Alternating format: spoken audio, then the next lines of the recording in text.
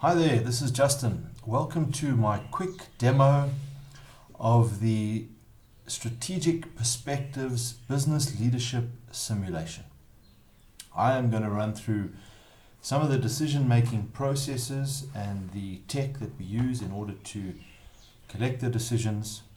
And before I do this, I must emphasize that this is only one, I'm going to say, small part of the overall business leadership experience. It's an important part.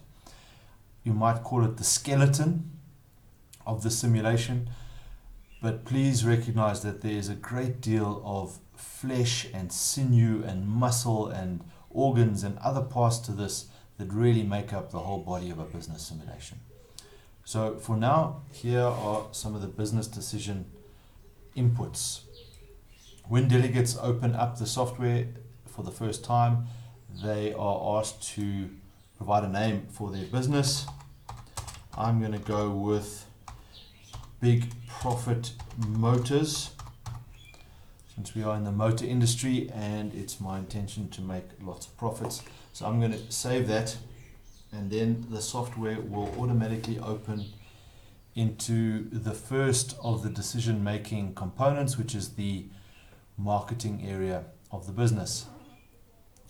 You'll see that there are 4 regions into which we can sell our products, and in each region we have a wholesaler and a manufacturer. And I'm going to start off by putting some prices in here. So I'm going to assume that we're going to sell to the manufacturer at $250 a unit, and we're going to sell to the wholesaler at $150 per unit. I'm going to allocate some advertising spend there, something like that. And I'm just going to repeat those same dynamics in another market here. I'm going to go with 150 there and $250 there, and also 10,000. So just a note on those numbers. What I'm effectively doing is choosing to go into those 2 markets, the United States and Asia Pacific, at those price points. The advertising expense is a nominal amount, just to put something in there. Depending on the business strategy, you might put more or less advertising in there. I'm going to, for now, just assume that as a business we're going to buy all the research reports that are on offer, and as I tick these boxes, these expenses are being allocated into the income statement. It's updating some information here about my potential profitability and also my cash positions. And that's all there is to the marketing decisions at this stage. Now, of course, that might seem very simple on the surface, but we need to remember that as the simulation progresses and we are competing against other teams, there are detailed conversations happening at the board level of each business to discuss how they should position their product from a pricing point of view in the different markets, considering the competition that's in those markets. And those conversations are detailed, sometimes heated. So when you see me entering data in here, it really is quite sterile in relation to actually what's going on in the team dynamic as the businesses compete against each other. Let me move forward to the sales decisions. One thing I want you to notice is that in the EMEA region and Latin America, I cannot fill in any data there because I didn't enter a price on the marketing tab. So it only allows me to enter data in the United States and Asia Pacific. The first option here is to prioritize these regions. I'm going to assume that the US is region number 1. I know it's the biggest region in the case study, and I'm going to leave Asia Pacific as number 2. 6 key accounts is the default. I'm going to lower that a little bit. I'm going to go down to, I want to lower that a little bit. I'm going to go down to 4. And I am going to appoint 4 representatives in that market. So immediately you'll see what's happened here is there's a 1 appearing next to the key accounts. The key implies that this is a key account. I want 1 salesperson per customer at a minimum. What I'm also going to do here is I am going to focus on the manufacturers and not the wholesalers. Let's just assume that's my strategy. So I'm going to push these manufacturers up to the top. I'm just going to click and drag them, put them up there for now. And I might also order these in terms of the size of their demand. So as I hover over the 0, there's an opportunity to put a forecast in there. If you look up to the bar at the top, watching this bar, I can't do both at the same time. I've got to hover there and the bar comes up. It says the estimated demand for this customer is 119 units in the first quarter. So I might enter in here how many of those units I might capture, and that could be, let's just go with 40 for now, bearing in mind I'm competing and I won't get all of them, and there might be other competitors in that market. All right, I'm going to follow the same process here. I'm going to be kind of rough and ready with these. No science behind that, just to put some numbers in there. I do have a wholesaler here. I might have over allocated some reps here, but I'm gonna go with that for now. The data in the case study says you only need half a salesperson for the wholesale market. So you could generally split a salesperson across 2. And if I opened up a key account here, which might be worth doing, you'll notice that, sorry, I don't want to make that 5, I want to make that 5, and then it will split this rep across those 2. And that might be a good idea. And in fact, this wholesaler, I'm going to push it up a little bit because it's got a slightly higher demand. And what if we sell 40 there and maybe 30 there? Now what I'm starting to do is I'm starting to build a forecast of potential sales here. I've got reps servicing these customers with a different degree of intensity based on the customer needs. Let's do the same sort of thing here for the Asia Pacific market. So there's one wholesaler in this market. I'm going to go with 5 reps and 5 key accounts. And this wholesaler here, I'm going to bring it down the bottom. Manufacturers only. That's really what I'm looking for. 45. Let's make it so we get a quarter of those. 10. Let's put 5 in there. I'm going to be quite conservative with the sales that I'm going to do here, just so that I don't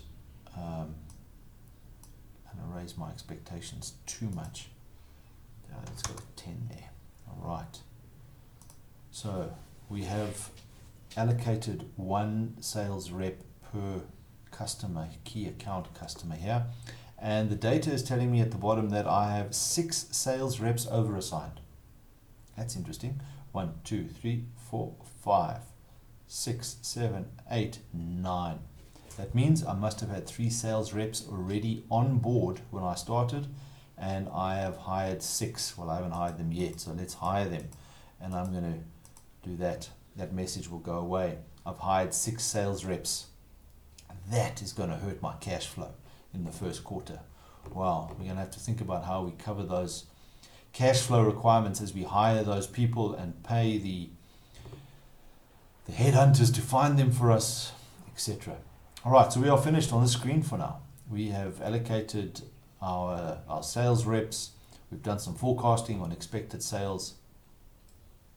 And it's nice to do it on my own where I don't have to justify my answers to someone else. In a team dynamic, I would have 5 or 6 people around me questioning every keystroke and decision and having discussions and coming to agreements. And that dynamic is key to the simulation because it's how we operate as a team and how we lead ourselves and how we lead the others towards making decisions. Let's move on here to the operations. Right, we have 1,000 unit capacity at the moment. It turns out that there's some products that are default. So it says here 940. That's what we're going to have for sale in this first quarter. And here we're going to explore whether we should build new capacity. I'm going to go with that for now, just for the sake of this demonstration. I'm going to say, well, let's assume we build another 1,000 units of capacity. That's going to cost me. That's a capital expenditure. There's going to be cash outflows that go from that, and I'm going to need to plan accordingly. During this quarter, I am going to produce 1,000 units. I have a capacity of 1,000, I'm going to produce 1,000. Of course, you can produce less than that, you can't produce more than that, and there's a error catcher here in the system. If I put in more here, it says you can only produce 1,000 units. So let's put that back to 1,000. So it might turn out that the demand in the market is higher than the market's capacity to supply. Therefore, we expect to have demand for more than 1,000 units. So we might come along here and say, well, you know what, why don't we buy, 500 units from this external supplier at a price of $125 a unit. Now again, there's going to be a cash outflow from that. Potentially I don't sell those if my prices are too high compared to my competitors. It's the first quarter of operating, so I'm not quite sure where my competitors are going to price themselves. Sure, lots going on here. I might have people in my team who are fretting about this and saying we're going to run out of money before we even start, and that actually might be the case. So we'll have to adjust for that. Now we have 1,440 units ready for sale. 940 will come from our factory. The 500 will come from an external supplier. In the cash forecast on the right hand side, you will see it is forecasting that we will have no cash by the end of this quarter. It's saying here our net profits will be hugely negative, and we have a cash ending balance that is negative. In other words, at this stage, we are going to run out of money. We'll have to rectify that just now. Let's move on to some research and development. Product improvements. Are we going to spend some money improving our product, putting some bells and whistles on the product, upgrading it to make it better than our competitors' products, maybe introducing some AI technology to these? Who knows, maybe the customer gets to control them via an app, but we need to do some research and development in order to do that, and maybe we're going to spend $20,000 here. Minimum investment $10,000. I'm going to go with $20,000. Sure, I'm going to have to fund that from somewhere. Do we want to do some cost reductions? In other words, do we want to spend some money maybe introducing some technology into our production process? So this is not technology into the product, it's into the process, so that we can reduce the cost of production. And I'm going to go there with $10,000. We'll work out how to pay for this later. All right, process engineering. So this is to reduce the reject rate. On the previous tab, you would have seen here we can capacity for 1,000, but only 940 come out. So there are these 60 units that get rejected along the process. I want to reduce that, so I'm going to spend $10,000 there, reducing that in order to we have to produce more products out of my factory. All right, and again, decision making in this area is dependent on the strategy that the team has set and the dynamics in the conversation that are happening in the classroom or in the syndicate room, at the boardroom of this business who are making these business decisions. That brings us around to the finance decisions. Now, this is important. At the moment, we have a shortfall of cash of $133,000. If I were to submit my decisions for the first quarter of running the simulation at this stage, I would be bankrupt. There is a fail-safe in the system to help us with that. We get given an emergency loan. We refer to the loan provider as Knuckles, and you meet him in a dark alley. He'll give you the money in black paper bags. Or maybe these days it's Louis Vuitton bags. Who knows how it comes? Nevertheless, I am going to get, say, for now, 150,000 rands worth of short-term debt. Look what's just happened to my cash balance. It's gone positive. So you can assume that you will get this loan. There's the cost to the loan. It also has a fixed cost, an issuing price for the loan, and that's taken into your income statement when it is allocated. So the short-term debt you get immediately. If you want some long-term debt, it might look like it's more expensive here, but this is only the interest rate, and if you think of the interest rate yield curve, long-term debt is more expensive than short-term debt. So there's some other costs that are related to this, and those costs are around some fixed expenses that go with the allocation of these costs. So in actual fact, the long-term debt in the long run, although the interest rate is higher, the cost over the time of the debt is less. And I'm just going to put here for now, I'm going to schedule 150,000. All right. So schedule is almost as if you are applying to credit. It needs to go through the process. It will take a quarter, and you will come back next quarter and they will tell you that you have capacity to borrow 150,000 on a long-term basis. If you don't use it, you lose it. All right, but that's for later quarters. Nevertheless, let's have a look at what's going on here. Cash ending balance is positive. We are going to make a loss. Part of the reason for that is we have incurred costs of opening offices, of hiring people, and all those costs are allocated to the income statement during this quarter. So not only are you got your month-to-month operating costs, you've got a kind of an upfront cost of hiring people and opening offices, etc. All right. So up until now, we've made all the decisions that are necessary for us to proceed. We might want to review those decisions, and we can come here to the Pro Forma tab, and effectively what the Pro Forma tab does is it collates all of our decisions on each of the tabs. It puts it into one place so that we can review them.